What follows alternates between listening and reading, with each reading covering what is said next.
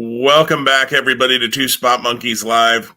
I am Jim. Perhaps you're seeing us on YouTube. Perhaps you're listening to us in your earbuds or your car. But I am joined by Tom, as always. Tom, how you doing? I'm very well today, Jim. Thanks. You're doing well too, I assume? I am. I am doing well. It is a lovely early morning in Nebraska. I think it's lovely. It's still kind of dark outside. I guess it's getting light. There's curtains up. I can't tell. Is your atmosphere hazy from the fires in California? A little bit. Yeah, it's been a little bit. Last week we had more of it, but it's still a little hazy. It's crazy how that, like, thousands of miles away can still affect us. Yeah, it gets all the way to the Midwest. Yeah. in my side, so by the mitten. So yeah, I can just imagine. But I saw that on the news this morning that it was just one of the top 5 worst ever in California, and I was like, wow, it's pretty unbelievable. Absolutely. So thoughts to anybody who's listening out in California, stay safe. And I'm glad we don't deal with that in Nebraska all that often, and that's scary stuff. So, and Tom, I didn't put it on our list, but we'd be remiss if we didn't mention we lost beautiful Bobby Eaton yesterday morning. Not a fun way to start the podcast, but that was kind of in you and I in our younger days watching wrestling would have been the Midnight Express. We didn't talk about this at all, so I'm totally putting you on the spot. Any favorite Midnight Express memories that you think of that come to mind?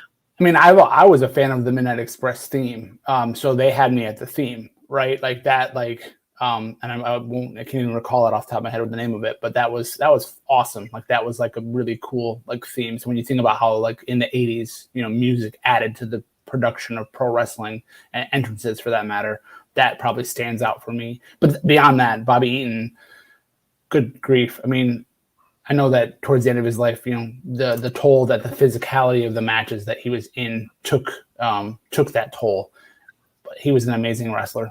And from that generation, there's so many guys that put so many miles on their body, literally and figuratively.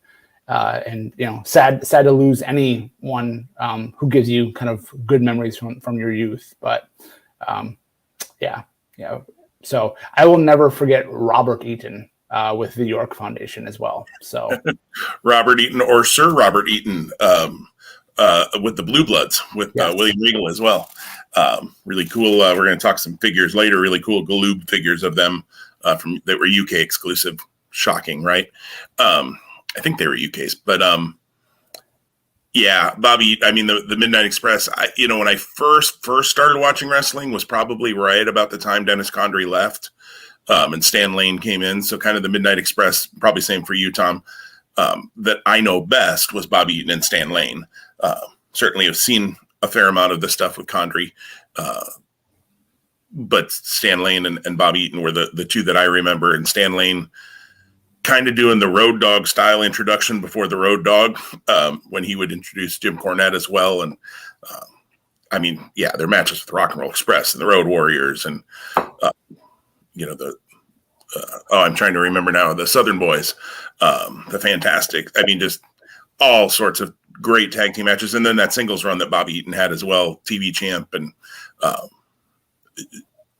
not much of a promo certainly, but man, didn't have to be because he could just go. So it's sad, and everything you read about him. And I know sometimes when people pass away, you see this, but I'd seen it for years too. Sounds like he was just the nicest guy too. So that's cool. And sad at the same time. So best thoughts to fans and friends and everybody who's mourning Bobby Eaton this morning.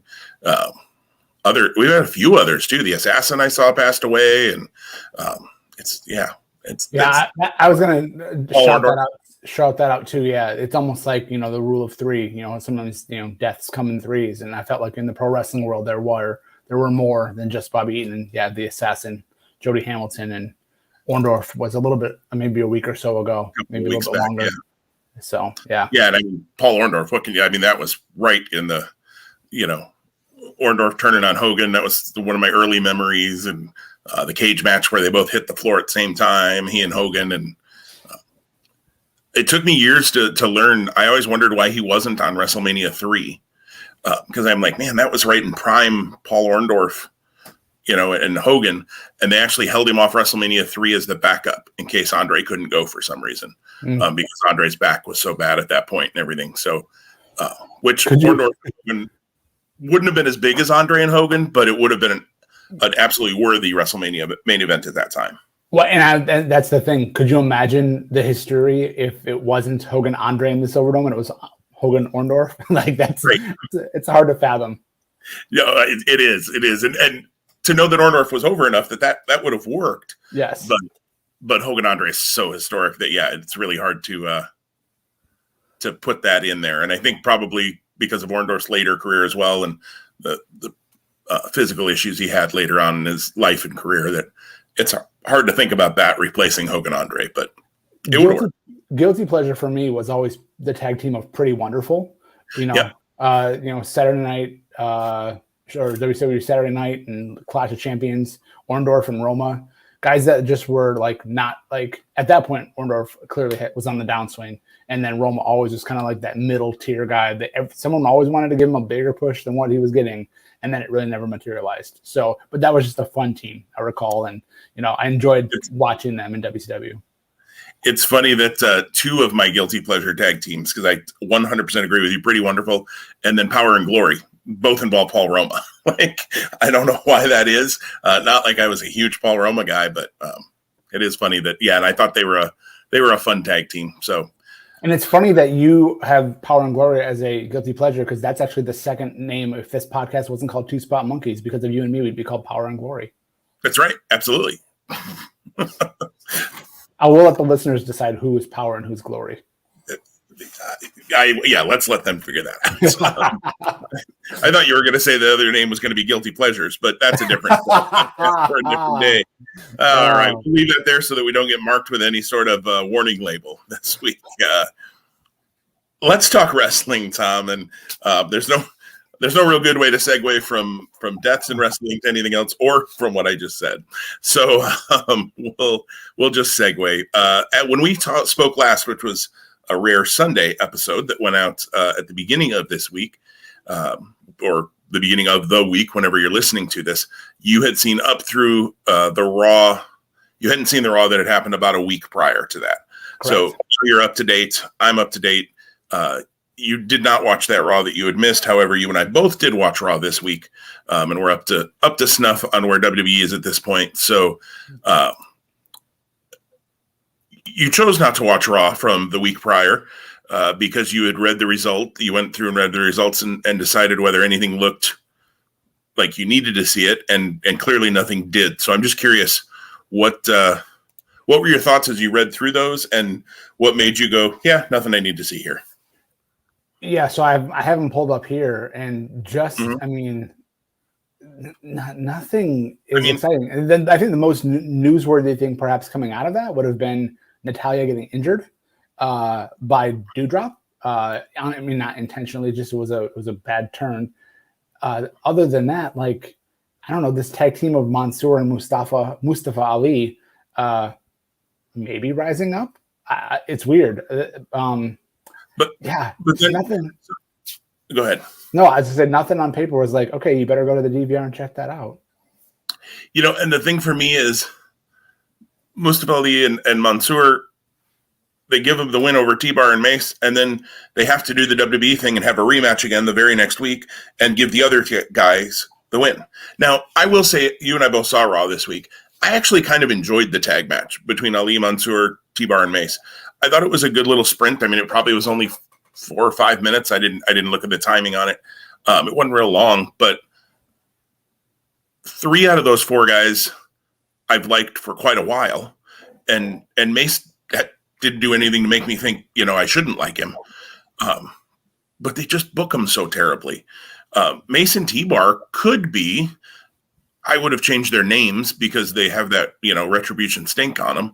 But I would have changed their names, but they could be a really kind of badass, excuse my French, butt-kicking team. Kind of I don't want to say the Road Warriors, because anytime you start comparing them to teams like the Road Warriors or Demolition, that's just not going to be fair. But wrestling has kind of always had a team like that just can just beat the tar out of everybody. Mason T-Bar could be that. The Viking Raiders could be that. Here's a crazy idea. They both could be that. And then when Mason T-Bar faced the Viking Raiders, it would be really cool. But no, we don't do that. Well, that goes back to, again, there's no promotion in any tangible way or meaningful way for tag team wrestling in WWE. It's just the reality of the situation. It's maddening because there are absolutely people who could be used well in tag teams. Tag team's a great way to use some of the guys that you're not going to be using in your singles run. The dirty dogs of, and I know this is on SmackDown, but Ziggler and Rude could, if given any sort of importance, be a really good team. They're two good workers. They held the titles for a while. You and I didn't even remember they held the titles. I remember talking about that at one point. We were like, and the SmackDown tag team champions are, and it took us a minute to remember it was Dolph Ziggler and Robert Roode. That's bad. We do a podcast about wrestling. We couldn't even remember who the SmackDown tag team champions were because they give them so little importance. Well, heck, yesterday they announced, just on the tag team point, they announced the Usos are defending against the Mysterios at SummerSlam, which we'll get to in a minute. I didn't think was where they were headed, but and I actually, like, when I looked at it, I thought, why don't the Mysterios have the titles? Oh, that's right, the Usos won them. Like, when you make it unimportant, it slipped my mind that, oh yeah, that happened at the last pay-per-view. That's right. It's maddening. The other thing that's maddening is, what are we doing with Karrion Kross and Keith Lee? Both of them. Come on. You bring Keith Lee back and you have Bobby Lashley beat him, and we talked about that last week.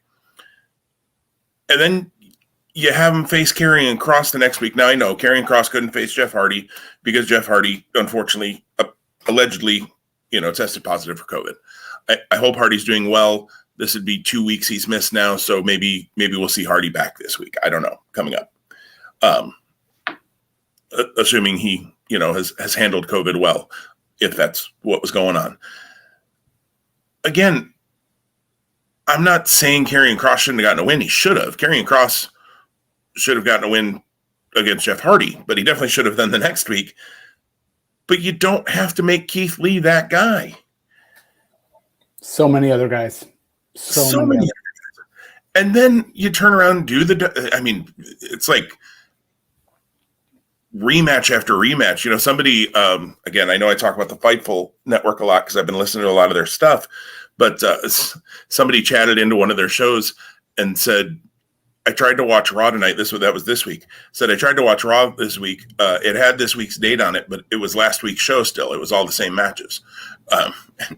And kind of right. Yeah, there were some that were different, obviously. But so then you do the rematch, and then you have Keith Lee pin him clean. Now, again, I'm not against Keith Lee getting a win. I think Keith Lee should be getting wins. I think Keith Lee should be important.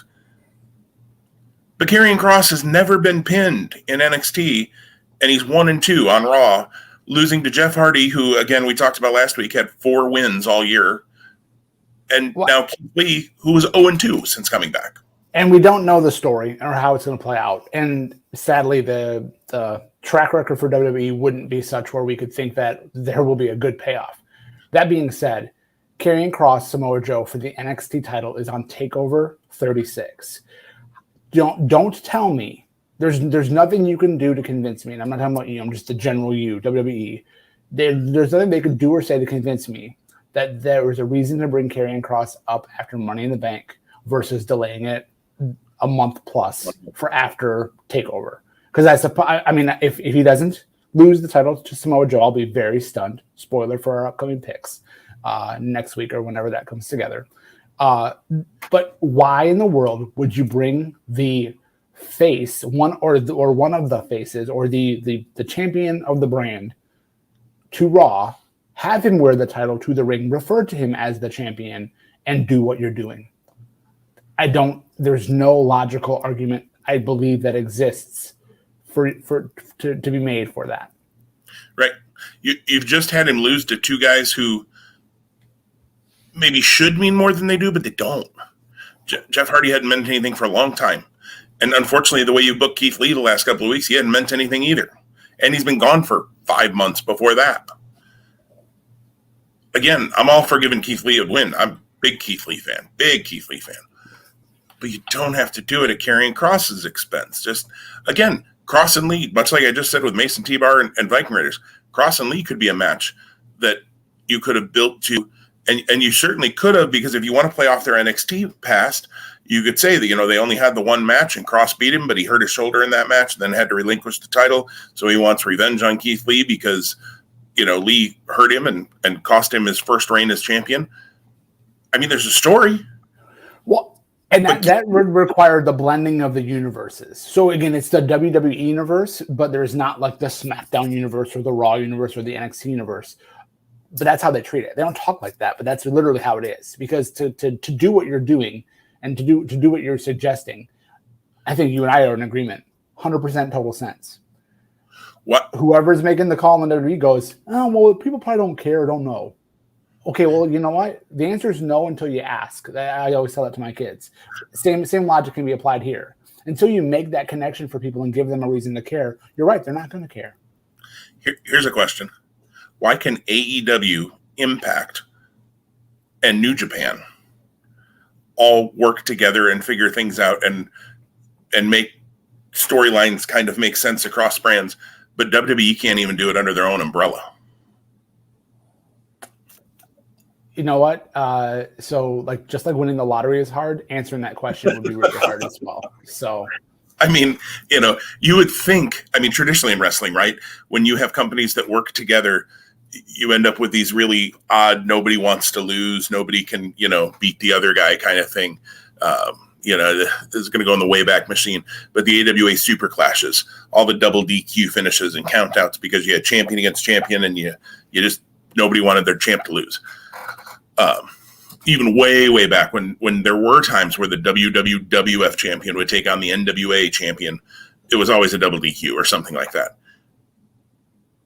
AEW, Impact, and New Japan are actually finding ways to put people over, but WWE can't figure it out, and they own the stinking brands and have total control and over their talent, right? So they have the ability to if someone does go under and loses and looks less than, build them right up the next week. I mean, your talent pool is deep enough where that shouldn't be an issue. Right. Again, keyword. But you don't have to build them up by just they do this 50-50. It's 50-50 booking, right? It's Mustafa Ali and Mansoor win. Okay, now Mason T-Bar win. So now nobody's gaining anything. Karrion Kross wins, Keith Lee wins. Nobody's gaining anything. Everybody's equal. But Mansoor had a 50-match win streak. 50. Yeah, when he got pinned on Monday, was that the first time he lost? Was that the first time he took a pinfall loss or just a loss in general? When was that? Because he took the pinfall on Monday. He lost to Mustafa Ali. Okay. A month ago or so. But again, you had him on a 50-match win streak and didn't even make it mean anything when you ended it. Yeah. I mean, not that it was Goldberg's level, which let's get into that in a minute. But still, make it mean something. I mean, and at least you didn't hit him with a cattle prod, I guess. But anyways, we don't have to skewer WCW's booking decisions from 20 years ago. But there's another podcast, 83 Weeks, that does that. But make it mean something. Make things mean things. That's what frustrates me. When I watched all of Raw this week, which is the first time I've done that in quite a while. I didn't feel like anything meant anything. There was nothing that made me go, oh, I want to see where that goes next. Nothing. It just frustrated me. It made me mad and go, why? That doesn't make any sense. That you could do things that aren't predictable. Sometimes predictable is good if it's good. Other times predictable isn't good. But when you do unpredictable things that just don't make any sense, and like you said, Tom, earlier, you don't tie them together eventually. If WB had a history of that where they did things that I go, that doesn't make any sense, but I've learned along the way that 3 weeks from now it'll make a lot more sense because they're going to tie that all together for me, I'd be much more willing to go, well, I don't know where they're going, but that's okay. Let's see where it goes because they're going to tie it together. But like you said, they don't do that. The one thing I do have a little bit of faith in is what they're doing with Charlotte Flair. I think Charlotte Flair has been a standout since probably Money in the Bank. Again, I raved very highly about that Rhea match. And even though I didn't see every single thing, like, I think she's coming across as incredibly fired up and inspired. And I don't know what fire has been lit underneath her. Or maybe I've always family, so I mean, there's a good connection, right? But no, I feel like she's standing out really as a true superstar with how she's presenting herself, how she's talking, and how she's being in the ring, in a way different than what I recall seeing her of in the past in WWE. And I know there's been a break, so maybe I'm just forgetting what Charlotte Flair is capable of. But I think that's been a bright spot in a murky, dark cloud. We talk about tag teams. I got excited about the idea of a Damian Priest Ricochet tag team. I know that that's not the path that either of those guys are on. But that's kind of fun. Like, you talk about, why not give those guys? And I think we know where the tag titles are going. We've mentioned that here a number of times for the Raw side of things. But Damian Priest and Ricochet as a duo, if they chose to get behind tag teams, could be a fun group. And then the other standout for me on Raw, just because I don't want to kill the whole vibe and be ultra negative. But I also will point out that what I dislike, Drew McIntyre and Jinder Mahal can't get over soon enough. That's just, I have no time in my life for that. There again, though, there's a story they could have told there that would have been kind of interesting. The whole 3MB thing, they got fired. They've come back. They both became champions. They reinvented themselves. And Jinder's mad that Drew held him down afterwards or something. I mean, you could tell a story, but instead and they haven't done as much story time with Drew lately, which is good. Finally, they figured out, I think even Drew knew that was terrible, but he was doing what he was told. Because you could see the look on his face sometimes when he did it was like, this is crap. But it's over a sword and a motorcycle. And I mean, Drew almost stabbing a guy last week. And what in the name of something? That was bananas, yeah. My other highlight for Raw was Rhea versus Nia. I thought it was a really fun, tight match. And then when Nia gets busted open unintentionally, I think blood, anytime there's in a match, and I know there's a lot of opinion one way or the other about blood, intentional or unintentional, and the safety there. But that I felt added to like the drama of the match. It's interesting that that's how that works in pro wrestling. But like, if I cut myself shaving, like, I don't come downstairs with like a spot, tissue on my face, and all my kids are like, "Oh my gosh, Dad's busted open." Yeah, no, it doesn't work that way in real life, does it? No, I agree with you. Blood, if it means something, can add a lot too. Or when it's unintentional like that, it kind of gives you that reminder of like, oh yeah, this may be predetermined, but it's not fake. That's always kind of when people ask me, why do you watch that crap? It's fake. My first go-to is I always ask them what their favorite TV show is and say, oh, and that's real. But, I did a thing, trivia round on athlete nicknames a week or two ago. And somebody said, now you didn't include any of your wrestlers in there, did you? And because they're not athletes. And I said, whoa, slow down. I will tell you, I will argue with you that wrestlers absolutely are athletes. Is it a fair competition? No, of course not. It's predetermined. We know that. Okay, fine. Sorry if I just spoiled that for anybody who listened to this podcast. But call me later. We'll talk about Santa. But they're athletes, absolutely. And so I think when it happens kind of hard way like that, it adds to that realism of, oh yeah, don't sit here and think that they're just working with each other and everything's safe. Like, things can happen, an errant kick or a whatever happened. I'm not sure how she got busted open. They didn't really make that clear, nor should they have, because it wasn't part of the story. I will say off of that too, I'm glad we're breaking Nia and Shayna up. I think that's run its course. Probably more than run its course. And for the love of goodness, book Shayna Baszler the way Shayna Baszler should get booked.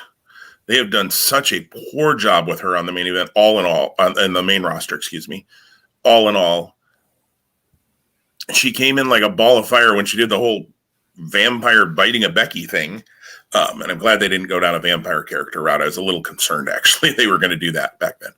But she's just fizzled, and I don't get it. Like, again, have her just killing some folks.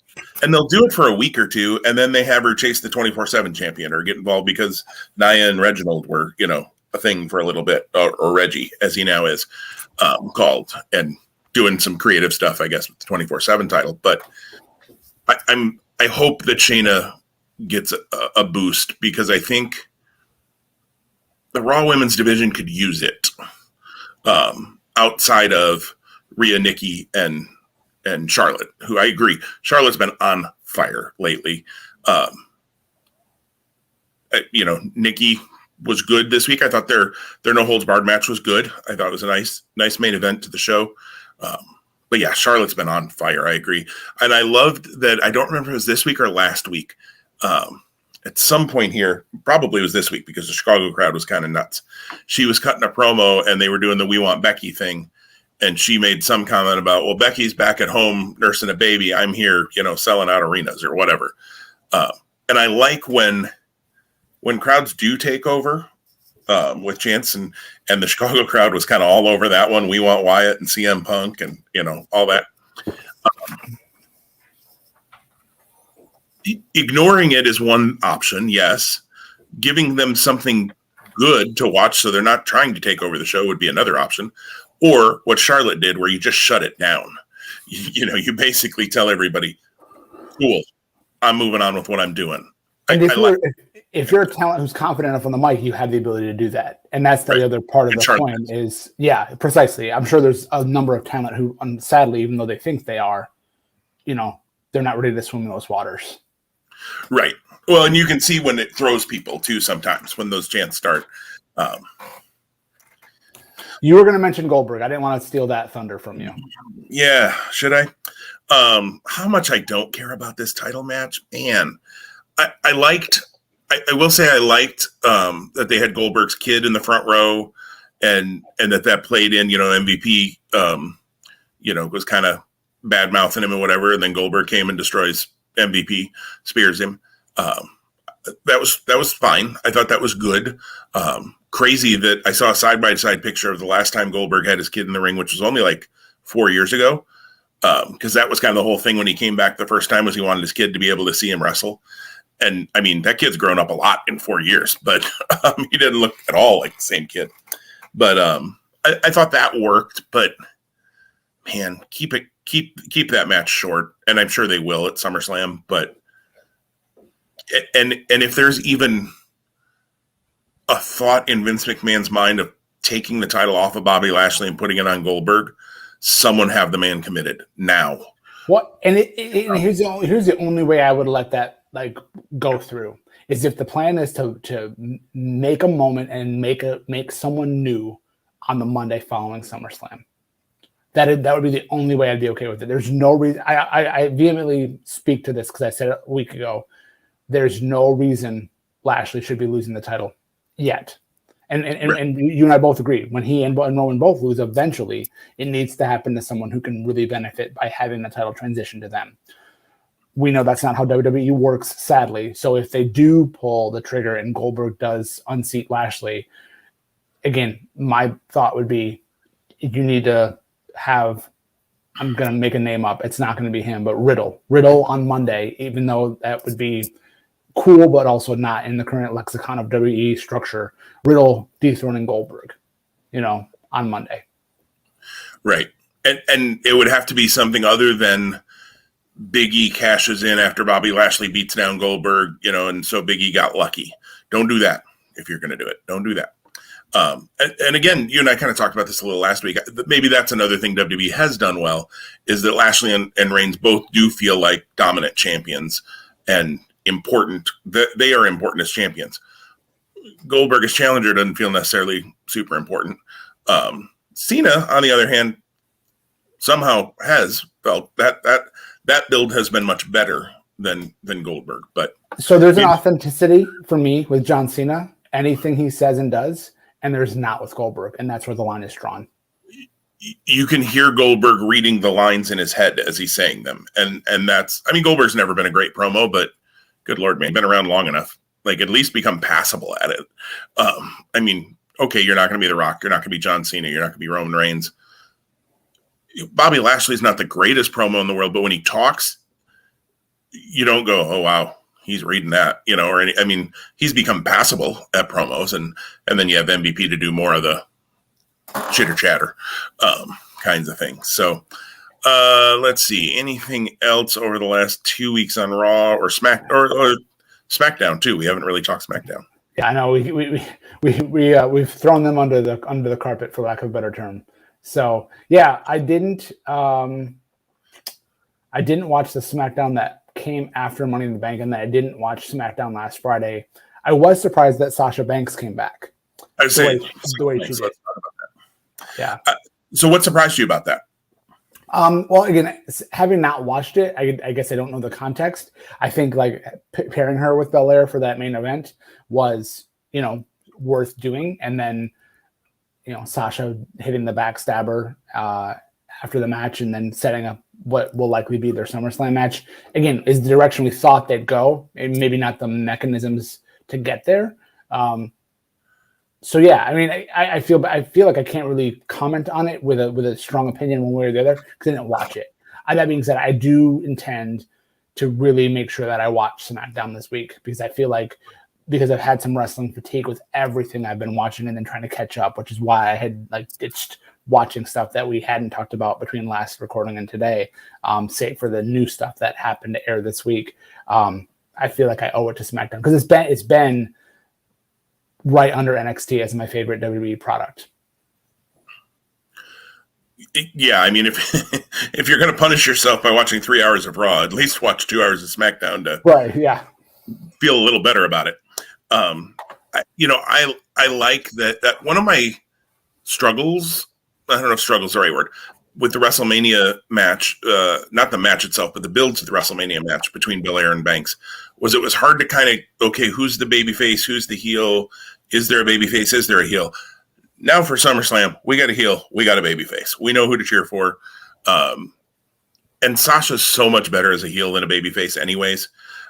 She just, I mean, her look, her attitude, her speaking style, everything just, she comes across, even though she may be the nicest person in real life, I don't know. She can come across as a real, So, and so I like that. And Belair is very likable. So she was good as a heel too, back when she first came in NXT, but she's become very likable on the main roster. And so I think they're in the right roles. I think the crowd was going to want to cheer for Belair anyways. So certainly makes sense to do that. I'm looking forward to that match at SummerSlam because it ruled at WrestleMania. So yeah, give me that again. Cool. I'm glad Sasha's back. We expected her back. We kind of thought this was where, as you said, where we were going, but sometimes where we think they're going and where they go are two different things. So it's nice to see that they did do what we thought here, and it's something we're looking forward to. So I'm all in for Sasha and Belair. I know they haven't officially announced. I don't think they've officially announced it, but yeah, it's happening at SummerSlam. We know that. So SmackDown, yeah, I think was good. Apollo Crews versus Shinsuke Nakamura seems to be where they're headed for the IC title. That could be really fun. Yeah. Give them a little bit of time. I'm okay with that. And good thing that they followed up on Toni Storm's big win. Oh wait, they didn't. That's right. Instead, they bring out Carmella and Zelina. That was the one thing of that angle, and I know you didn't see it, but so you have Belair saying, who's next kind of thing. And Carmella, who's lost 2 weeks in a row, comes out and says, well, I should get another shot. Well, why? You've been beaten 2 weeks in a row. And then Zelina Vega comes out, who hasn't won a match since she came back to WWE, and says, if anyone should get a shot, it should be me. And it's like, what? Who's writing this crap? Like, don't say if anyone deserves a shot, it should be me. I mean, you could just say, I'm Zelina Vega and I'm stepping to the head of the line. Okay, fine, whatever. She's a heel. But okay. And I know it was all just a mechanism to get Sasha to come back, to help Belair first and then end up turning on her by the end of the night. And I get the vehicle, but it was just funny to have these two people who clearly have not earned any title shots at this point. Toni Storm has more wins than either of those two lately. And Knox and Shotzi, even though that was in the tag team division, have been winning matches, and Liv Morgan, but they're not heels, so I get it. Tony is. I think, I don't know. Tony Storm beat Zelina, so maybe Tony's not out. See? They don't tell me. I don't know if Tony Storm's a heel on SmackDown or not, Tom. You get to decide, Jim. That's the benefit. Oh, it's a choose my own adventure. Exactly. You get to cheer for who you want to cheer for, no matter how they present them to you. Well, it's interesting that you mentioned who's next for the women's SmackDown title, like that Bianca did that, because as a segue, that's what happened on NXT a couple weeks ago. We didn't talk about NXT when we last connected, and the big angle or story of many coming out of the July 27th episode was Raquel Gonzalez's next challenger, and that we felt was coming for a long time. How did you? So Dakota Kai turns. That's the story. Spoiler. But we felt like we thought that was going to eventually come to the surface, and it did. How did you like that or not like that as it played out? I liked it. I felt like it was pretty obvious, especially when Dakota said, like, as long as I'm by your side, nobody will get that title from you. And then Raquel turns her back, and I'm like, all right, here it comes. And sure enough, there it was. It makes sense. We're coming towards a takeover. So, that match should happen on a takeover. It shouldn't be a Raquel Xylee on NXT on Tuesday kind of match. Which we never talked about that. And that was kind of crazy because Raquel did that funky corner turnbuckle flying maneuver and like destroyed Xylee's sternum. Yes. Yes. Kind of crazy. And where does Tian Sha go from here now? That's the one problem when you just build him up and then just feed him to the champ. Like, now what? But the Dakota turn, even though I saw it coming, again, predictable isn't bad if it's good, and I thought this worked. And I think Dakota and Raquel are going to tear it down at Takeover. I think it's going to be really good. I've liked Dakota Kai for a long time. I thought, up until the heel turn, they kind of booked her really. The whole like scaredy cat, cowardly babyface thing just never clicked for me. Since she's been a heel, I think she's been pretty darn good. And Raquel, you and I have talked about, I didn't want to like Raquel Gonzalez when she debuted because I hadn't been super impressed with her as Reina Gonzalez in the Mae Young.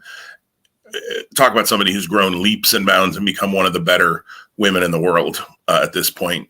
So, and one of the things I think NXT in the women's division sometimes suffers from, they kind of go back and forth, is sometimes their women's title matches at TakeOver don't have a ton of story behind them. Somebody won a contenders match, so therefore they get the title shot. And you're like, well, it'll be a good match, but I don't know. I don't care about it a lot. This is going to even already does, and over the next couple of weeks until we get to TakeOver, you can kind of tell this is going to have you're going to care when this match comes out. You're going to want to see how it plays out.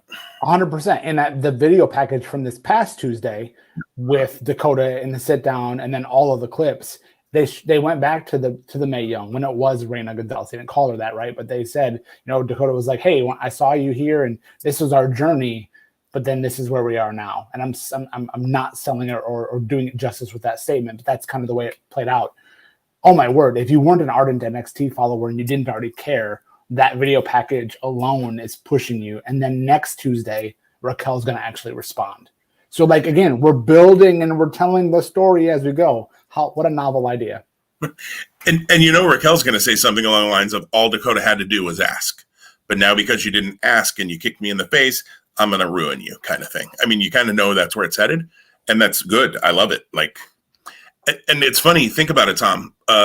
In your house, you and I both said, just didn't feel like a takeover. Like it felt like a really good weekly TV show, weekly episode, but it didn't feel like a takeover.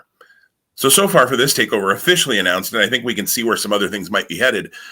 You've got Karrion Kross versus Mojo for the NXT title, which even with as much as they're just doing awful things on Raw with Kross, I think the booking on NXT for this has been really, really strong. So if you can kind of ignore the Raw stuff, which is hard to do, but apparently that's what they want us to do. So we'll try. I think the booking on NXT has been really strong for that. So you have Karrion Kross versus Samoa Joe. You have Walter versus Dragunov, which I don't know if you ever saw their first match from NXT UK. I did. Okay. Phenomenal. What? And now this will be in front of fans. So that's going to take it up a notch, right? And Dakota Kai and Raquel. Holy crap. Like, I'm already stoked for this takeover. We're only 3 matches in. We probably have 2 or 3 left. Well, that's the thing. They could probably easily give us 3 to 4 more and have a 7-match card and it not be too much. But then you either go longer and you do a longer takeover, which is not the norm, or matches get shorter time, which is also not a win. So totally agreed. And so if you had to round out the card with, say, 2 to 3 more matches, so if we do their normal 5 or 6, what do you foresee those being? Yeah, so for sure.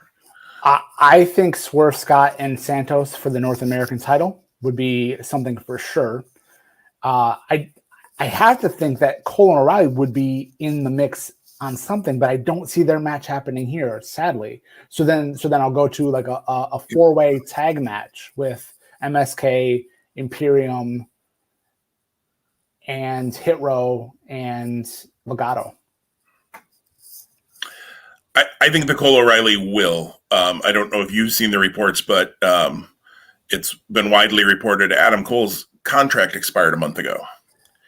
I don't understand. I did see that, and I don't understand. I don't understand how we live in a world where these guys and gals, for lack of a better term, not for lack of a better term, they are gals and they are guys. Let's see. What would the better term be? Performers, maybe. I don't know. That was me putting my foot right in my mouth here on Two Spot Monkeys Live. New title for the show: guys or gals or something else. How does an Adam Cole or the other name that's been kind of in the service in the last 24 to 48 hours before we recorded, Pete Dunne, how did those talents' contracts come so close to not being renewed? Proactively. Well, and Adam Cole's from what I heard, I think yesterday, like 2 days before it was going to expire is when they realized. Now, the connection has been drawn that also is about the time Canyon Ceman was let go. And so perhaps he's the fall guy. I don't know. That seems to be the insinuation I was understanding. Maybe I'm wrong on what I insinuate, or, the insinuation. But Adam Cole, thankfully, is a loyal and nice guy. And so he extended for a month and his contract is up after SummerSlam. So I think that's why I think we will get that there, because it's a little unsure right now if Adam Cole's going to stick around NXT. I go both ways. And a couple of our friends on the board that we're a part of have made comment that they don't think Adam Cole is that big of a free agent. I just couldn't disagree with him more. I agree. And you and I are on the same page. If you don't see Adam Cole, regardless of how they've presented him as a I don't think they presented him that bad.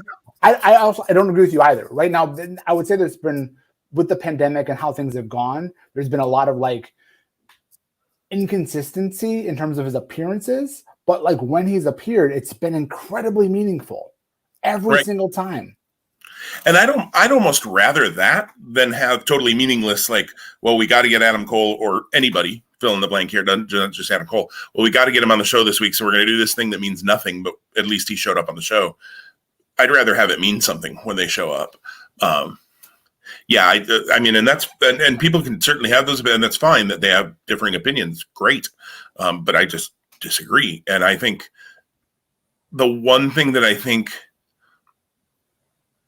the AEW has to be a little careful to not just be every time WWE releases somebody good, AEW signs them up. And before long, it's all the former WWE guys who are all over AEW, and the AEW originals, whatever that means, aren't. And so that could be, and we've already talked about the Adam Page thing, and maybe we'll talk about that a little bit more here when we talk AEW in a minute. But so they have to be a little careful there. But man, Adam Cole in New Japan, Adam Cole in Ring of Honor, Adam Cole in AEW, I don't think he's going to Impact or MLW or anything like that. I think Cole can get a contract with bigger companies than those. But I agree with you. It's just mind-blowing. Especially Adam Cole. I think they presented him well. I think if they leave him in NXT, he's fine. As much as I'd love to see him on the main roster, I don't think Vince McMahon would have a clue what to do with Adam Cole. And I think he would be, he'd have about a 4 or 5 week run of okay booking, and then he would be chasing the 24/7 title or something, or on the cruiserweights, or losing to Asher Hale. All you have to do is look at Karrion Kross. Right. All you have to do. Adam Cole in stature is nowhere near Karrion Kross, and we know from the stories that have been told long and forever, Vince McMahon loves the big guys. That's not Adam Cole. He's a completely different skill set. He's awesome on the mic, awesome in the ring, and his size isn't an issue in the big picture, but in the WWE eyes, I think it would be. So he wouldn't even, sadly, get out of the gate. Right. I totally agree. So if he can't go to the main roster, he's probably done about all he can on NXT. So I wouldn't mind a run in AEW or somewhere. But Pete Dunne, especially AEW is going to run out of spots in TV time pretty soon. They are, even with Rampage coming. Need to look at. Yeah, because there are guys in AEW that I go, okay, if they left and Adam Cole came in, that'd be fine. But most of those guys that I say that about aren't on Dynamite anyways. They're on Dark. They're on Elevation. They're on, I'm not a big Joey Janela or Sonny Kiss guy, or, a number of other folks. But again, it's not like they're sitting on Dynamite, and Adam Cole's not coming into AEW and going to work Dark Elevation every week. So that's just not what's happening. And the thing that is mind-numbing about the Adam Cole thing is, if you want to re-sign him, you should have been working on it a while back, because he's hearing things about AEW, because who's his girlfriend? Like, you think she's not recruiting him a little bit? I mean, come on, unless they don't want to work in the same place. Maybe some couples don't, want to do that. I would understand that too, but they'd be able to spend more time together, all of those things. Like, I can also see why in the wrestling world, you would want to actually work in the same place as your significant other. And she's certainly been treated well in AEW, it appears. I mean, I don't know anything behind the scenes, but her booking lately has been really, really good. Just mind-numbing. I don't know. The other matches that I could see, and some of these are going to end up being NXT main events on Tuesday nights, obviously, because this all can't end up on TakeOver. We'll have a 9-hour TakeOver, which maybe sign me up if this is what the card is. But I think we're going to get a Johnny Gargano and Candice LeRae versus Indy Hartwell and Dexter Lumis match at some point. I think Kushida and Roderick Strong has to happen at some point. In fact, Kushida agreed to it last week. So at some point, obviously, that's coming as well. And some form of Tommaso Ciampa, and this probably will be a TV more than a TakeOver, Ciampa and Thatcher against Lorcan and Dunn and Rich Holland. Maybe they bring in a third for Ciampa and Thatcher. I don't know who that would be. It doesn't appear that they're going to have Adam Cole discuss the fact that he got the tar kicked out of him by Rich Holland back in the day. Wasn't that after War Games? I mean, because when Rich Holland showed up and returned, I was like, oh, cool. Yeah, I forgot about him. And it's funny because I thought about him when we were doing our fantasy draft as a kind of like a stash and sleep kind of guy. But I had no idea of his timeline for returning. But I felt like it was the end of 2020 when he got hurt with that leg injury. Does that sound right to you?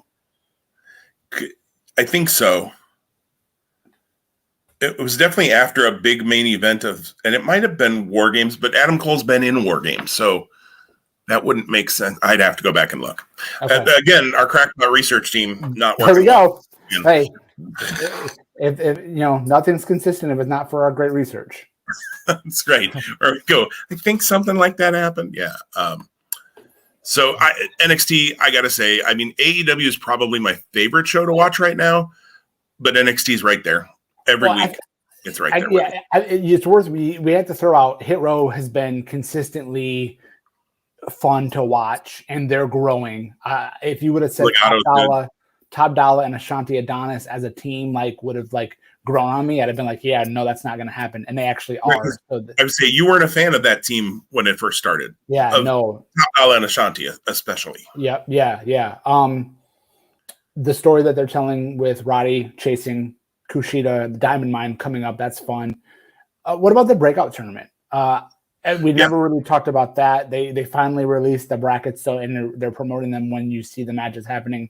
We're now down to the semifinals, so you have the former Brendan Verk, who is now whatever his name is, Duke Hudson. Let's call him Drake Hudson. So Duke Hudson versus Carmelo Hayes on one side, and then Trey Baxter and Odyssey Jones on the other side.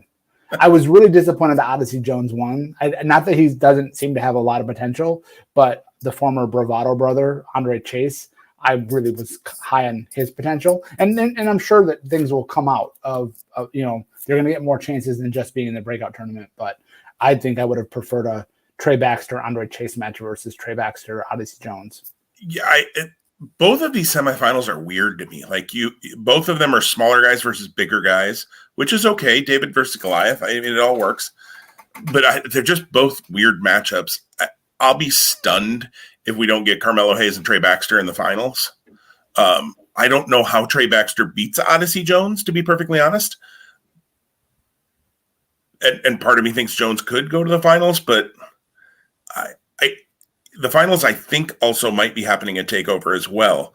I feel like I've heard that. So there's another match for TakeOver.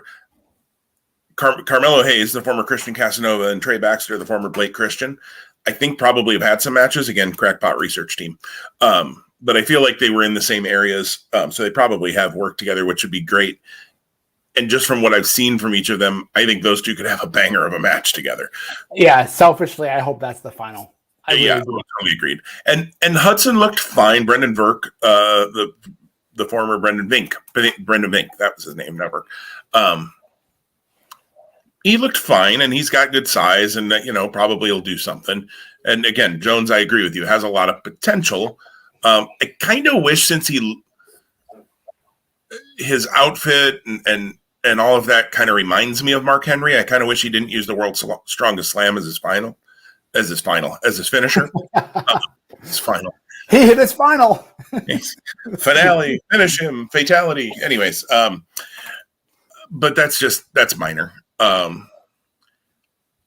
yeah, Baxter and Casanova, Hayes, I think would be a phenomenal final. So I kind of think Carmelo Hayes wins it, but I won't. These are hard to predict. What, and that's the thing. If that's the final, to me, you flip a coin, and you're not going to go wrong with either guy. You may have seen, I'm sure you did see, I'm picking up Trey Baxter in our fantasy league. I don't think it's going to be blocked in the next couple of hours. So that's the horse I'm attaching my girdle to, or saddle, whatever the analogy would be. One thing I want to mention to you, I don't know if you've ever heard this or seen this, and I hope I'm not making this up. I hope I actually did read this. I feel like Gabe Sapolsky, who's part of NXT Creative now, former Ring of Honor, Evolve, Dragon Gate USA Creative, was very high on Brendan Vink. And Brendan Vink was in the early pre-Thunderdome pandemic era. He actually was on Raw for a bit. I think he was doing a tag, or he was aligning with someone, and then things were changing week by week, as we all know. MVP was, just before the Hurt Business formed, MVP was managing him and Shane Thorne. Okay. So I want to say I read something, and I don't know the source. So if I'm making this up and you're listening and you're like, dude, you're way out in left field, I fully acknowledge that may be the case. I'm pretty sure Gabe Sapolsky said at one point, if Evolve had continued, that Brendan Vink and the talent exchange that was going on between NXT and Evolve, he was going to win the championship. I think I do remember hearing that. And Vink worked some Evolve shows, I know. Yeah. And I know I remember reading that Sapolsky was feeling like he wanted to get behind Brendan Vink. Now Duke Hudson. I don't know why they changed his name. That's just silly to me. But when you'd already had him on Raw and NXT, and my assumption is Duke Hudson, and they've copyrighted, and Brendan Vink, if that's his real name, they hadn't been able to copyright, so they probably just wanted to own his name. But yeah, I do think I remember reading that as well. We'll have to ask our crackpot research team maybe if they can look that up by next week. But It's not likely, folks, so don't expect to follow up on this. But but I do think I remember that. And so there again, would I be totally stunned if it's Duke Hudson and Odyssey Jones in the finals of the breakout tournament? No. Would I be super disappointed? Yeah. I'd rather, if it's going to go Duke Hudson on the left side of the bracket, then I hope it's Trey Baxter on the other. I was about to call him Blake Christian. Well, you have a vested interest in Trey Baxter winning some matches. No, I do, but I think matchup wise though, I think Duke Hudson, Odyssey Jones is the least favorable end scenario. Not that I'm saying Odyssey Jones versus Carmelo Hayes would be either, but it seems like Odyssey Jones has some athletic kind of prowess. So who knows? Again, that's the point of this breakout tournament, is to get exposure to guys that are pretty new to us, for lack of right. And we were a little, I think both of us were a little like, meh, when they announced the tournament. It's been pretty good so far. I can't say it's like blown away in my favorite thing. Oh my gosh, I can't wait for the breakout tournament match this week. But there's been nothing offensive in it. I mean, there's been nothing that I've been like, why did they put that guy in it? It's been fine. I like that term, offensive. I'm so offended. Right. It is 2021. Anything else on NXT, Tom?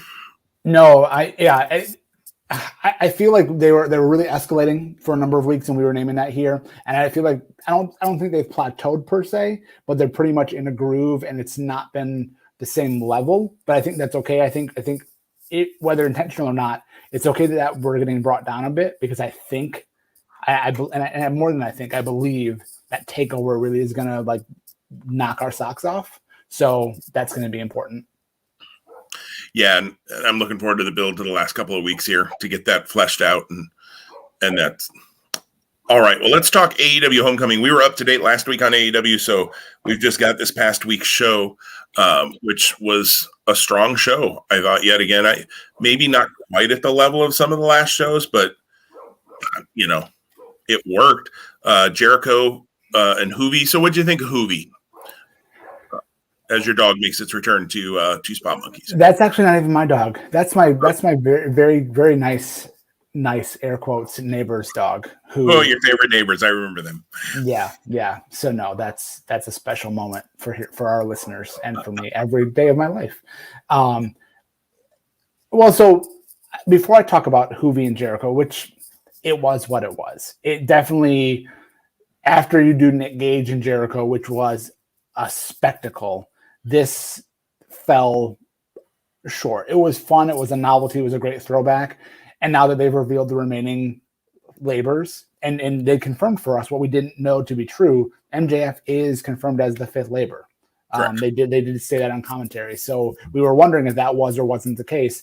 I kind of wish it wasn't the case. I kind of wish Jericho had to get through 5 and then he earned MJF.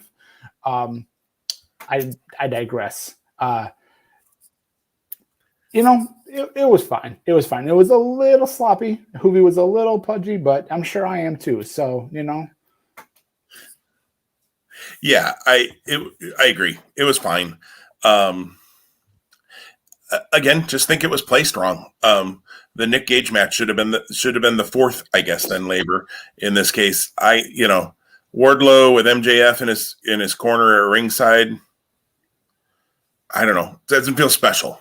I thought that MJF was saying he was the referee in the way that mic work was going, which would have been like one more thing, because it would have been, how will MJF count Wardlow out? Like, something really funky is going to happen. The fact that that's not the case, he's just in Wardlow's corner, makes it a little bit easier to do creative around that. Right.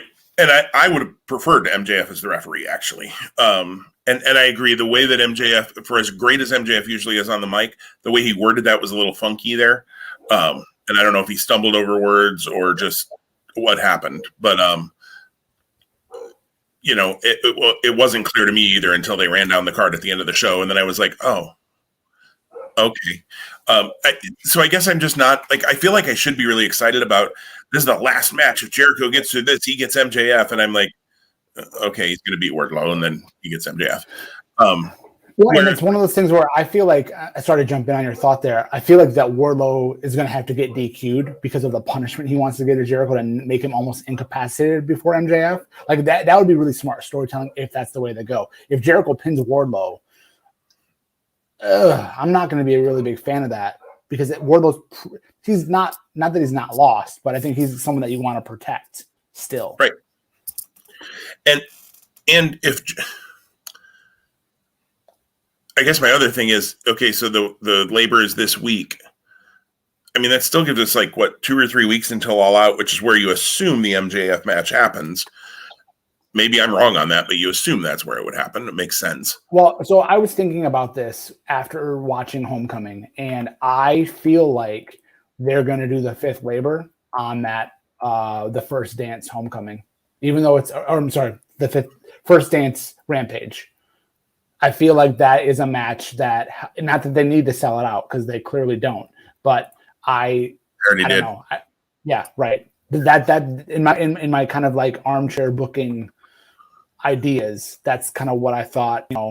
How do you make that 1 hour TV go to the next level? It's the 5th labor. And that could very well, that would be a good place for it. Then maybe that you do something else at All Out. Maybe you have the final if there's going to be one more Inner Circle Pinnacle team versus team, gunshot wins the match or whatever in the world you have to do to blow this thing off. I don't know where you go after Stadium Stampede and whatever they call War Games.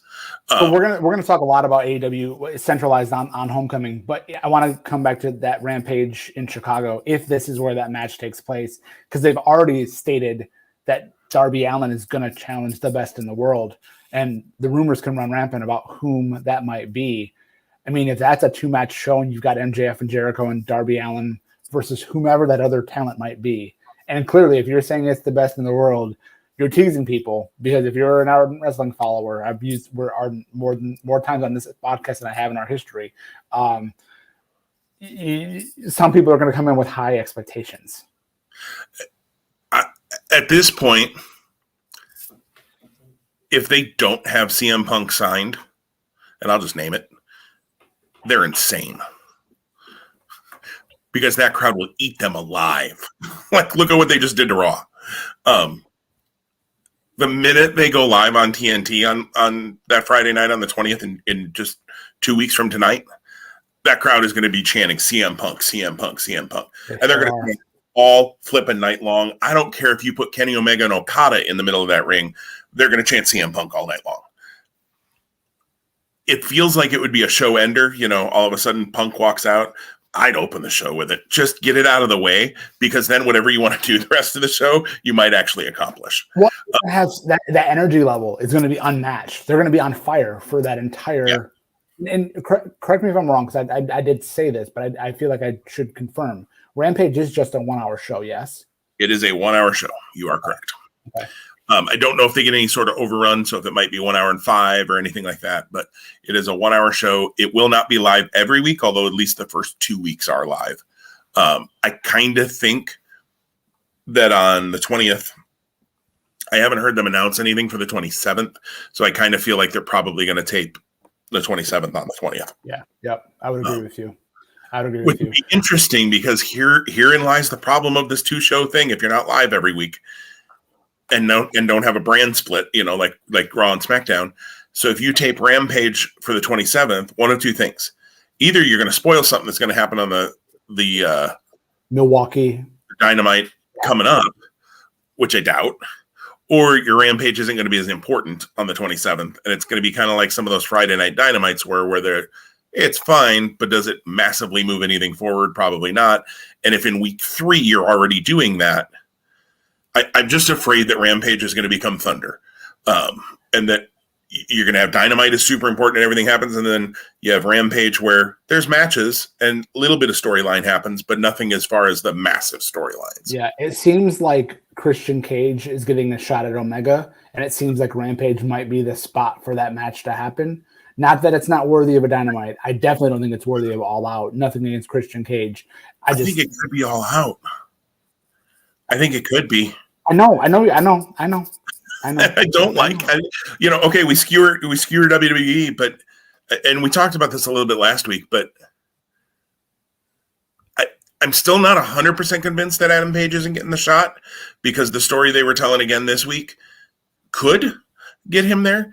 But now I'm starting to think Adam Page is going to end up fighting Colt Cabana all out or something. I don't know. Well, how many times does he have to tell the Dark Order he doesn't want to be with them? Like, he told me he wasn't, and then like he slowly come back into the fold, and now here he is again. Guys, we're cool, but I don't want you. Like, golly, like when do you? Uno and Grayson holding back the rest of the Dark Order. Is there going to be infighting within the Dark Order? Right? Yeah, I know, that was interesting. Or shortly before November,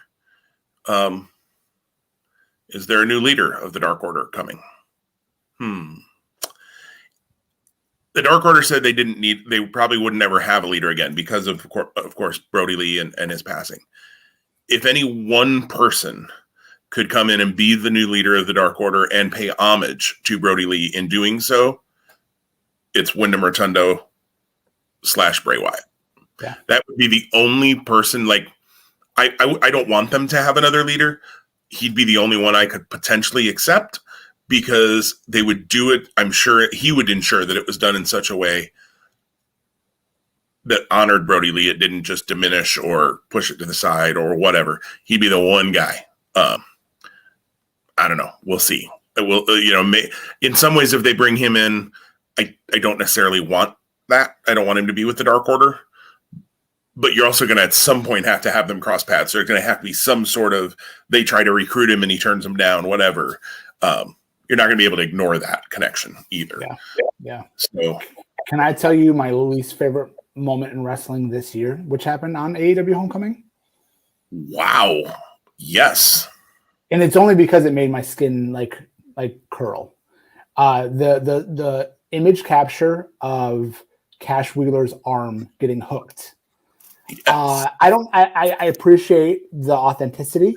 I appreciate the severity. I appreciate the I hope that he's well and hope that he heals 100%, but that was scary and that was gross. And I can handle blood and stuff like that most times. That was something I didn't need to see. So never again, AEW, please save that stuff for I wanted Outlaw Ron Bass Brutus Beefcake with the X over the screen versus black and white screen. Yep.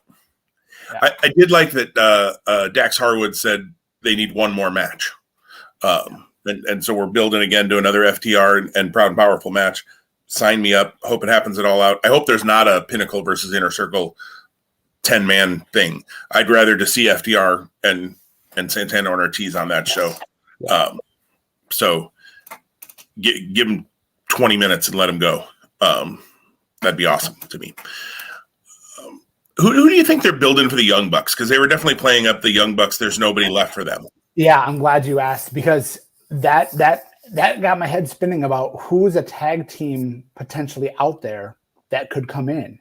And I honestly don't know. I haven't spent tons of time thinking about it, but it definitely piqued my interest. For them to say that, you don't say something like that if you don't think you have a way to pay it off. But I have no idea who. There's only two teams, maybe. One, if you split the Good Brothers off, as much as I want to see that match someday, it feels lazy right now to do it. The only other one that makes some sense to me would be the Gorillas of Destiny. And you play off the Bullet Club past and all of that. And, Tama Tonga can cut a promo with anybody, so that would be fun. Put a live mic in that guy's hand. That's the only one that I was like, I don't know, the way that New Japan and AEW have been working together, I could potentially see that. Although I don't see the Gorillas being announced for the Resurgence USA event on the 14th. I don't believe they at this point either. No. Okay. And I don't know, we haven't gotten the G1 list participants yet. So I don't know whether, if they're going to be over there and if Tama's working the G1 or if both of them even work the G1, then obviously it probably wouldn't. But and who knows, with the way the Delta variant is upping and some things are rolling back. I mean, Travel might get tough again. It was just finally starting to get a little better. Who knows? Again, we don't want to get into that other than be safe, be smart, and help us get out of this, folks. There's my political PSA. There was a great tweet from Rich Eisen just about the, about vaccination status or your choice to disclose or not disclose or get it or not get it. And anyway, it's if you haven't seen that on Twitter, whether you or anyone listening, it's just worth seeing because there's just a little bit of it's a little bit of commentary as well. It's very brief, but and again, I know that this is a divisive topic. We don't need to get into that, but I thought it was well stated what he put. I'll have to check that out. I haven't seen that, so my I'm guess. a big Rich Eisen guy, not only for the NFL, but he's a Michigan guy too. So go Blue.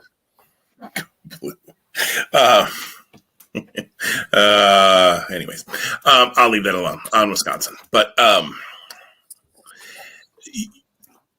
yeah, I just don't, I'm curious. Like you said, you don't say that unless you've got a plan, or they're insane again. But and maybe it's a bit of both because I mean I feel like they're playing with house money all the time, no matter what they're doing. And that's not to say that they're not thoughtful and creative because I know that they are as well. I don't know. I think the next 30 days in AEW, so we're recording this today, it's August the 6th.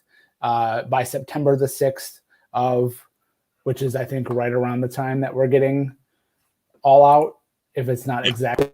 All Out is the 5th. All Out is the 5th. So in the next 30 days, AEW is going to be, not that they aren't already for me, destination viewing. So crazy. And I have to say, before we get to the main event, because I think we definitely want to chat about that main event from Homecoming.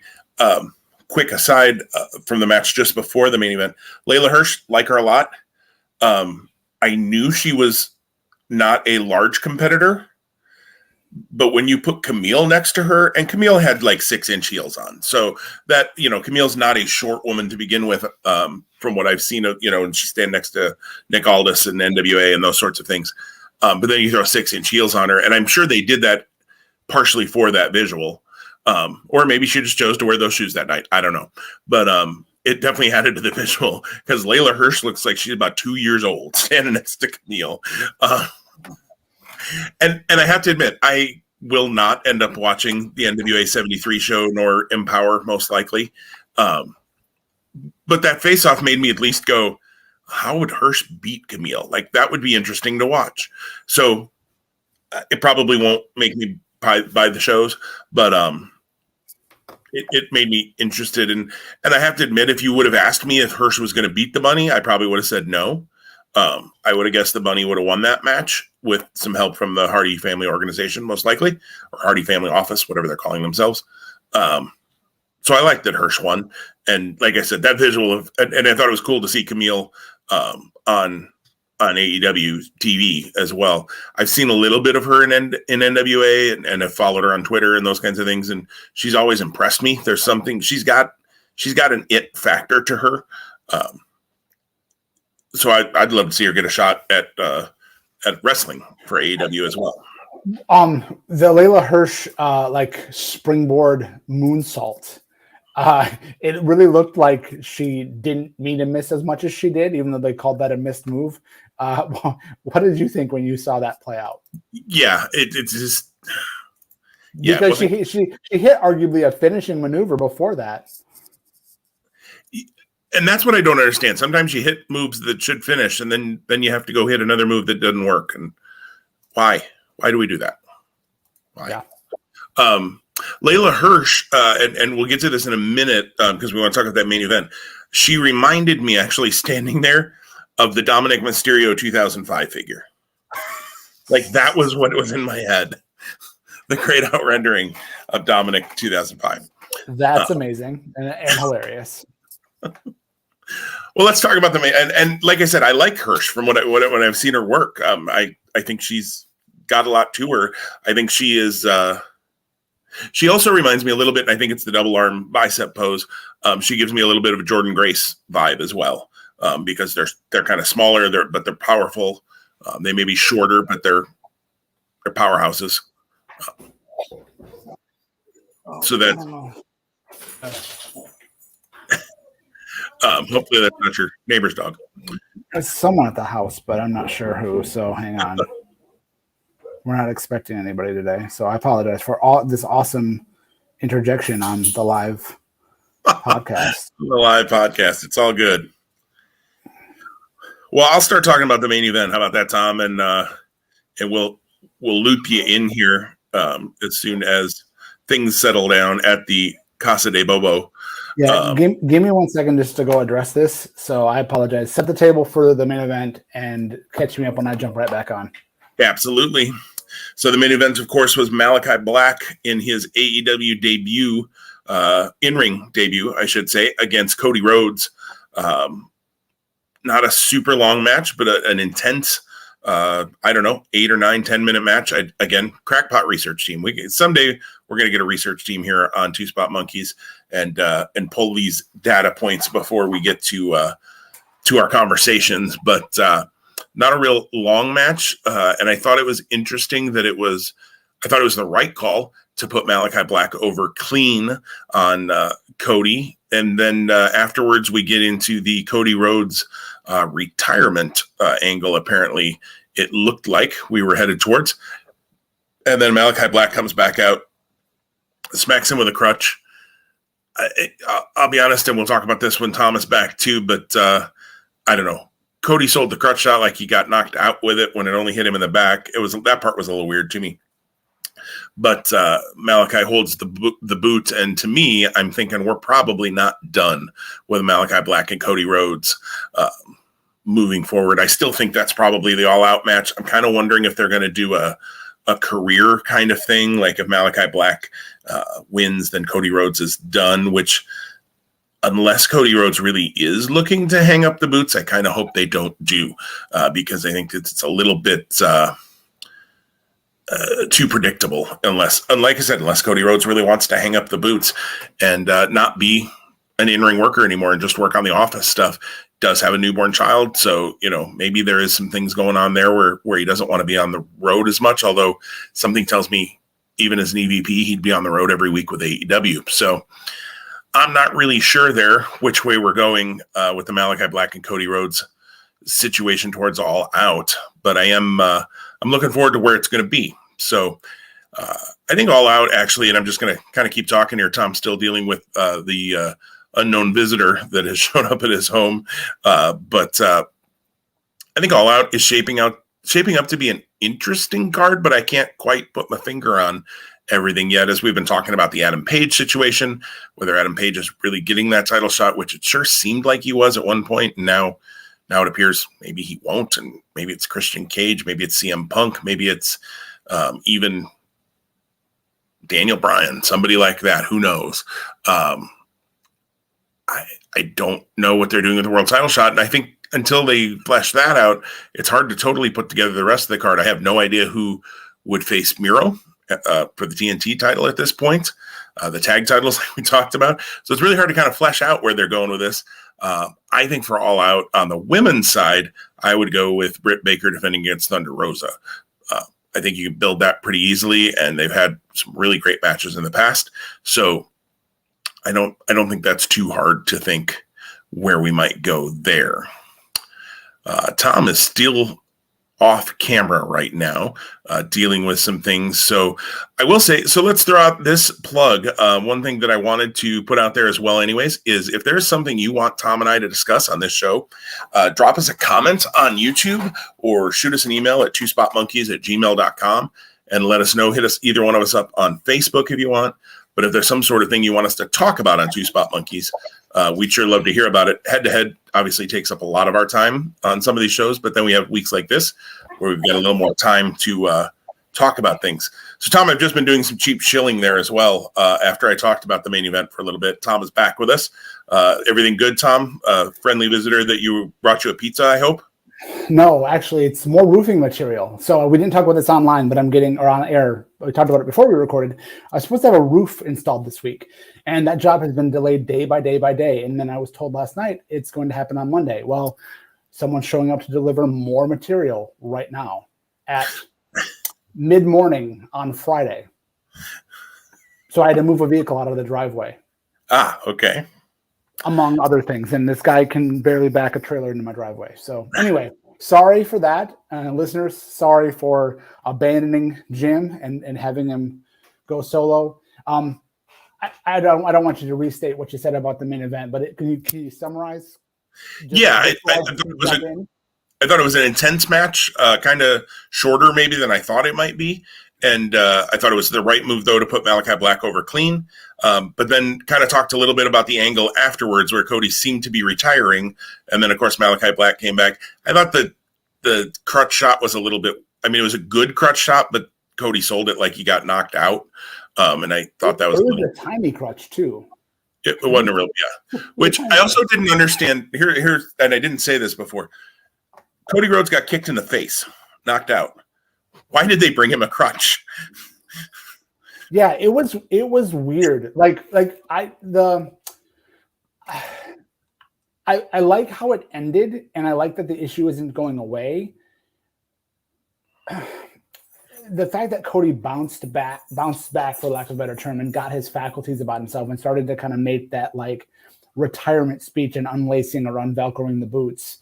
I was like, oh, I don't know that I like how this is unfolding. And again, I thought the match was fine for what it was. It definitely made Malachi Black look incredibly strong, but I didn't think he needed to have Tony Schiavone go to the ring and Cody do what he did. And that was weird for me too, because that's not like, it's not the UFC where Joe Rogan always goes to the ring after the match. If Tony Schiavone was always going to the ring, and he didn't even try to interview the winner, which was also weird. Normally you would think he would try to get a word with Malachi Black. And of course I would expect Malachi Black to blow him off, but he didn't even try. He just went, "Hey Cody, how you doing, bud? You doing all right?" That was a little awkward. Do you think one of the things I said while you were dealing with the roofing guy, I fear that we might be headed towards all out being Malachi Black and Cody, which that doesn't upset me at all. You and I predicted that from day one when he attacked Arn and Cody. Do you think we're headed towards a career stipulation at All Out, that if Malachi Black beats him, Cody Rhodes retires? It seemed to me like Malachi Black didn't want Cody Rhodes to retire. I'm going to be really interested in that in the follow up, because of course he picked up his boot and he was holding it, and then he without audio he mouthed some things, whatever that was. I would love to say like Malachi Black wants to punish Cody, and like so he refuses to let him retire, right? I know there's going to be a time and a place where some guys just call it a career, and I don't think we're here in reality for Cody no matter what. So it's all angle. But how do they then embed what happened post-match Wednesday with the storyline moving forward? Yeah, I hope it's not. And that was what I said, was I hope it's not a career kind of thing, unless Cody really is hanging up the boots. He does have a newborn at home. I had mentioned that. And, so maybe things are changing in that realm for him. But I think the worst thing they could do is make it, if Malachi Black wins, Cody Rhodes is done, and then Cody beats Malachi Black. Malachi Black should beat Cody Rhodes again at All Out. Mm-hmm. Period. End of.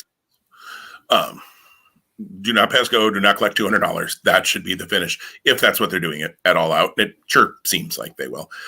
Again, here, we knew Malachi Black was going to. He had to win this match. It's his AEW in-ring debut.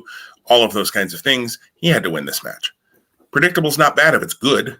Yeah. Because then they did the not as predictable thing at the end of the show. And I admit, I happened to, I had looked away before Malachi Black hit Black Mass, or whatever they're going to call that kick.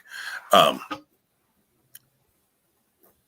then all of a sudden I hear 1, 2, 3, and Excalibur or somebody, and remind me, I want to say one more thing about Excalibur. Excalibur, somebody said it was like he got hit with a right hand, that it knocked him out. So then I thought actually that he had knocked him out with a right hand. So I rewound for a minute and rewatched it and saw, no, it was the kick.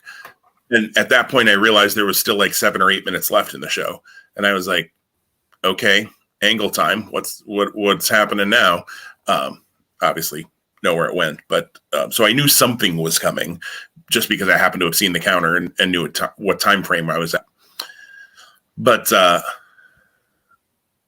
yeah, I I thought it was fine. I will say, not to segue into our next segment because I want to say Excalibur thing, but the mask that Malachi Black had on when he first came out, I can't wait until Jazzwares puts that on a figure. I'm buying that thing. Holy smokes, that was cool.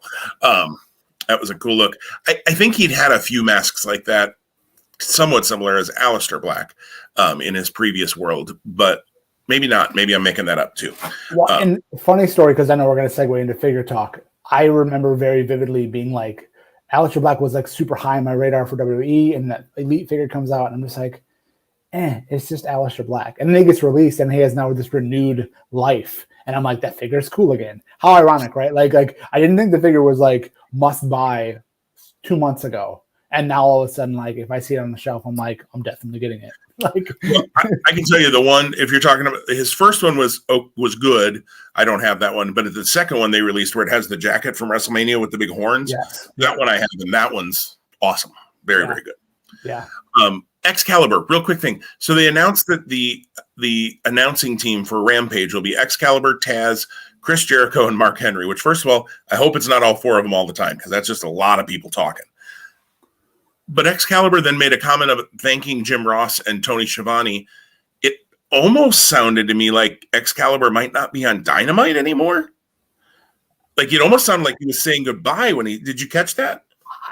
That's not how it landed for me, but okay.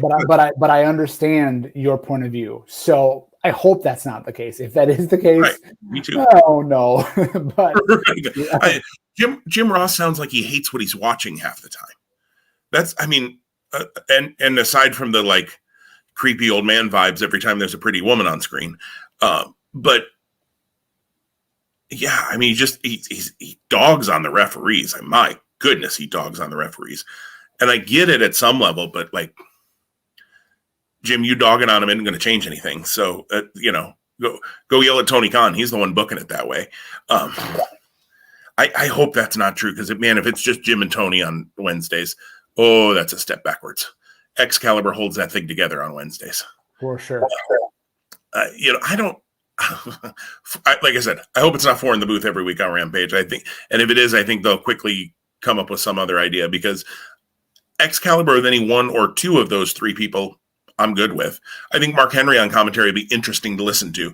I don't know that he ever really has done commentary before. So, I know he does the Busted Open Radio, which is, like what you and I do here, but commentary is a whole different animal, even if it's just color and adding analysis.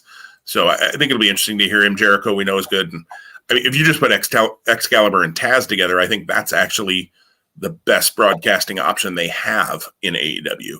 I think those two together would be that would be fine. I don't even need the other guys. Just give me Taz and Excalibur. I hope I'm wrong then on how I heard that. He just something in what he said. I was like, gosh, I hope he's not saying he's leaving Dynamite. That would be a big mistake. Well, we'll know before too long, one way or the other. I think week from tonight. I think next Friday I'm actually free, so I am planning to watch the debut of Rampage live as it happens. So the 20th I won't see live. Although last week I think or Sunday off recording. I said to you that I wasn't going to be able to watch it because I thought I was going to be staying with my in-laws at that point. And that's not the case. That's actually over Labor Day weekend. So I will be in a hotel that weekend, however, and have my Roku with me so I can probably later on that Friday evening watch it. And Katie will love getting to watch that for an hour. That's when you say, hey, go take a nice bath. That's right. I brought you a bath bomb. Wasn't I sweet? It needs to last 60 minutes. Right. Or at least 47 because I can fast forward through commercials. Well, let's finish up. We've gone almost an hour and a half here already, but I don't think this will be a hugely long conversation. We just wanted to touch on the Mattel reveals from San Diego Comic-Con and kind of some of our favorites. We each jotted down without talking about it together at all. So we may have some of the same figures. We may not have some of the same figures. But we each jotted down about 5 or so. Do we want to go back and forth 1-1, or do we just... Let's go back and forth. Okay. What's your first one, Tom? That you jotted down? Yeah, mine is in no specific order because I was literally just going through and just writing down. The Jake Roberts. I'm pretty sure it's a Jake Roberts Elite he has the gear on. There's a variant. There's two different ones, but he has the gear on from the Cobra Bite with Macho Man, the black and gold and red. That Jake Roberts stood out to me big time. It looked really awesome. Yeah, and the variant is from the Spin the Wheel, Make the Deal match with Sting, which is gray and not as impressive to me. But the other one, I agree. The outfit really popped, and it's amazing to me that whatever deals they have signed wherever, Mattel can continue to make Jake Roberts figures. I don't know how that all works together, but apparently it does. The first one for me was actually the only one that I immediately pre-ordered, and a lot of what they've shown isn't up for pre-order yet. But I'll just throw it out there. The ringside exclusive Tommaso Ciampa in his Blackheart gear. Yeah, I jumped right on and ordered that sucker right away. I don't have a Ciampa figure, so it was a good time for me to fill that hole in my collection. And it's just a cool look. The rendering looked a little strange with the head and the shoulders, but I think that'll get itself worked out in the actual figure. But yeah, that one looked cool to me. I agree, and actually, since I have a figure in reserve with our deal, with our competition, I almost reached out again. Notice how I'm very I'm being very staggered with that. I don't want to make the wrong decision, but I did. My heart skipped a couple beats with excitement when they released that figure. So that was the second on my list. So I'll jump ahead and I'll give you the third. So this may be a little bit quicker. I'm going to say the Remco style figures that they're coming out with, like from back in the AWA days. And there's a Honky Tonk Man. I want to say there's Hollywood Hogan, a couple other ones. Those look fun. Ric Flair and Bray Wyatt. So I'm a bit concerned about if those get delayed now. Okay. Yeah, those look fun. So I'll be interested to see what they look like in true packaging. So yeah, no, I agree. And those I never got into even though I like He-Man and was a big He-Man, I had a lot of He-Man toys when I was a kid, and I watched the original cartoon. I've seen the first 2 episodes of the new Netflix cartoon. I haven't watched the last 3 yet. For the first half of the season. No spoilers, please, if you have seen it, people. So you would think the Masters of the WWE Universe, which is the line that Superstars is replacing, would have been a big hit for me. And I liked the way they all looked. I just didn't go down that road, with the exception of the Ricky Steamboat, because I collect everything. And if Ricky Steamboat doesn't end up in this WWE Superstars line, I'll be stunned. It's perfect for a Ricky Steamboat. I got to admit, I dug those as well. So I probably will try to pick some of those up. Like, that's a little more in my nostalgia wheelhouse than the Masters of the WWE Universe line was. And if they're in that kind of $10 to $15 range, which is about what the Masters of the Universe ran, I see them hanging on the pegs at Walmart because they're going to be a Walmart exclusive. I could see myself picking up a fair number of those. Honky Tonk Man, I think, in a Remco is just that's fun. Let's see the next one. What do I want to say? I've got more than 5 written here. Is my problem, but you know what? It's because I never thought we'd see the figure, the Goon, the Goon Elite. Like, I love it. I love that they have this collector's edition. It's always the Walmart or Target exclusive, right? And they're hard to find. And I need to be smarter, and just if I see one, even if it's not somebody that I necessarily want to collect, I need to grab it, because some of those have really jumped in price. 2 Christmases ago, the Gorilla Monsoon, I saw at a Walmart in Rockford, Illinois. It kind of had a crease on the back, so I didn't buy it because I was being picky. And it was the only time I saw the Gorilla Monsoon. I wish I had that. It now sells for like $150 on eBay. So I really actually wish that I had found 2 of them so I can now sell one. But replenish the figure fund, but I just need to snag those when I see them. I've seen the Mae Young a couple of times, and I haven't bought her because I don't necessarily care for Mae Young in my collection. Like, that's not a figure, but I should just grab it in case it jumps in price. And if it doesn't, then I can sell it for $20 and get my money back. But yeah, the Goon, that's one. Let me just put the APB out now. If you can hear the sound of my voice and we're friends somewhere, you know how to contact me. If not, twоспotmonkeys@gmail.com will always get you to me as well. If you get a hold of the Goon figure and it's in mint condition on card, I will pay you plus shipping, cost plus shipping. Absolutely. We'll take care of it. grab me the Goon if you see it, because who knows about getting it out here in Nebraska. That should be the title of this episode. Grab me the Goon. Grab me the Goon. I know it's not, but just in the future. That's Guilty pleasures, grab me the Goon. You can go a whole lot of ways. Right. With that. Is this a wrestling podcast? What is this? My next one is the Big Boss Man figure. I'm pretty sure that's an Elite. That looked awesome. Yep. Comes with the trucker style hat and has the blue and all the accoutrement that come with, what we'll call him 1990, 1991, 1992 Big Boss Man. That's right. Yeah, that's awesome. That I agree. That one looked really cool too. Let's see. The next one, the Bronson Reed. If we go a little more current day, that Bronson Reed in that Bam Bam Bigelow inspired outfit. I think that was a great pick, even though I would have expected more of his traditional red singlet that kind of is his go-to. I love that they used the Bam Bam singlet for it. It was a rendering, so the head sculpt looked really good, but we'll see, when it actually gets released, how that looks, but it looked really good in the rendering.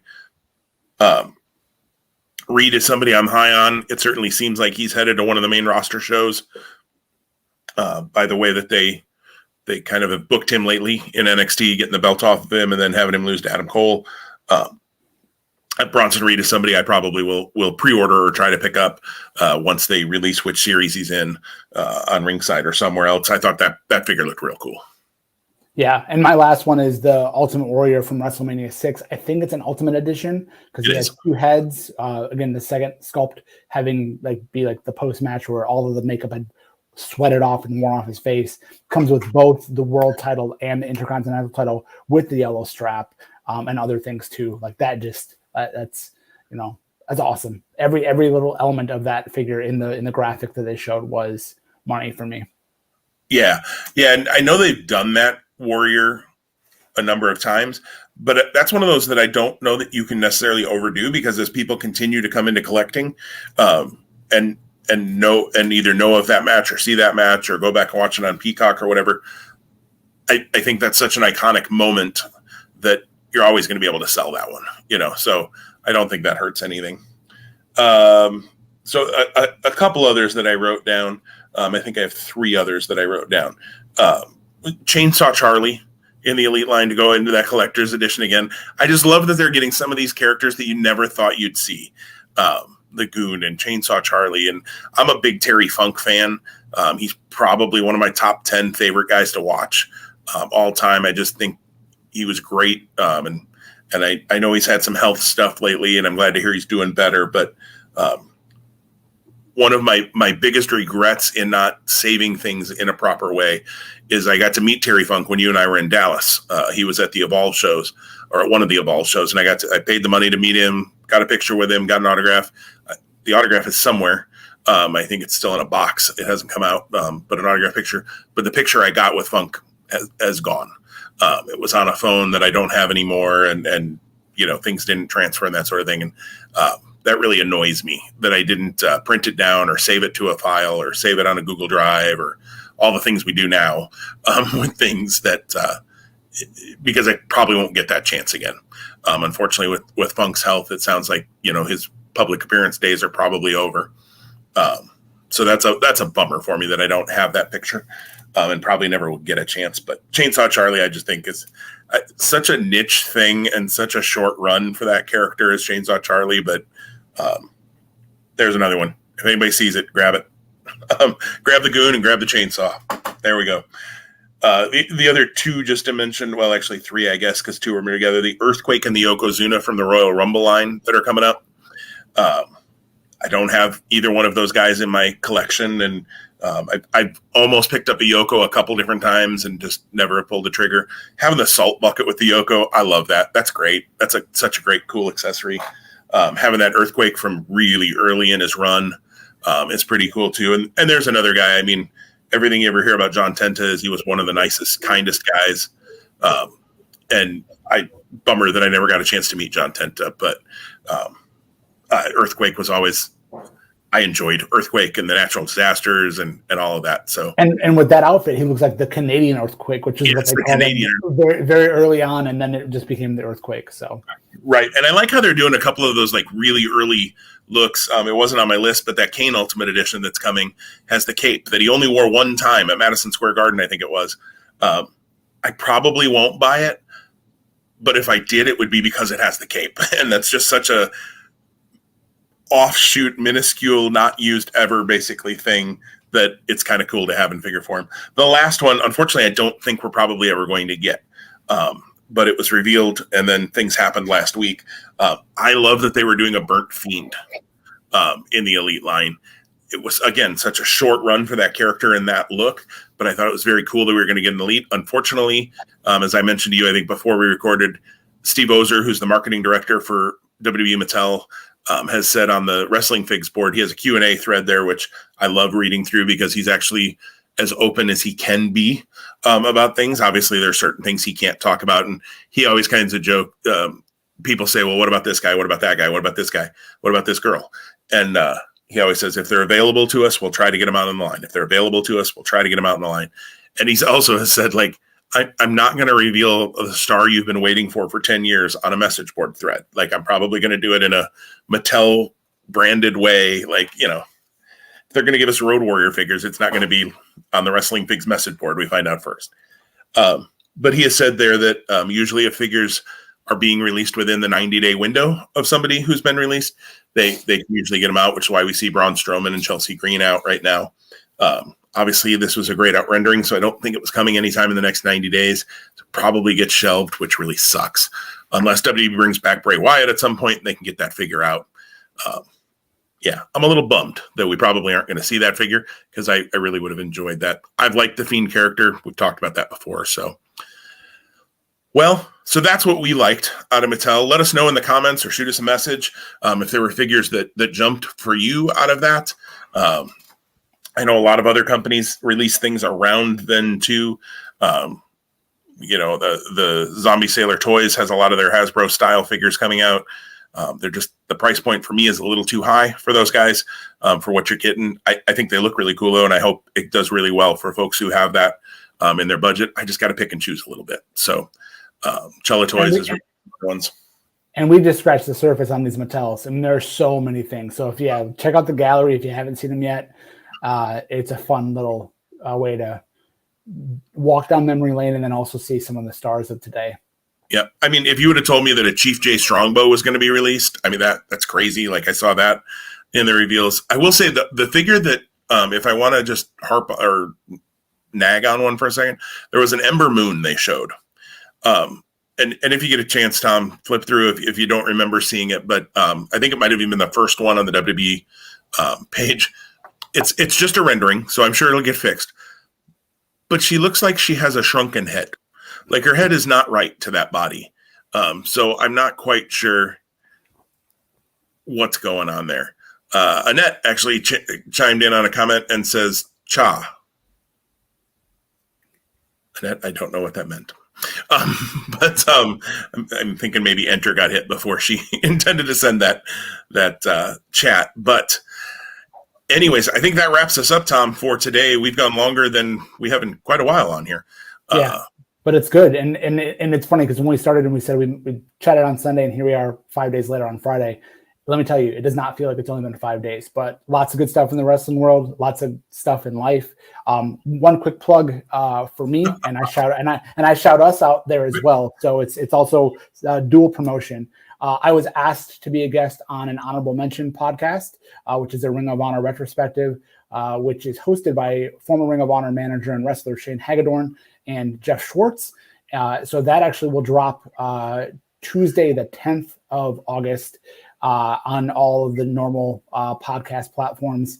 You can follow those guys on Facebook as well. I'm not going to give the specifics out for Shane and Jeff because they're easy to find. But an Honorable Mention pod, Shane has had some time off because of other life-related things. So Jeff has taken the reins, and they started this past week, the week that we're currently in, the week of August 2nd, with a awesome conversation with Matt Bremakamp, Pusher from back in the day on the ROH message board and talked about his introduction to Ring of Honor and all of the shows that he traveled to, and really unique and fun story.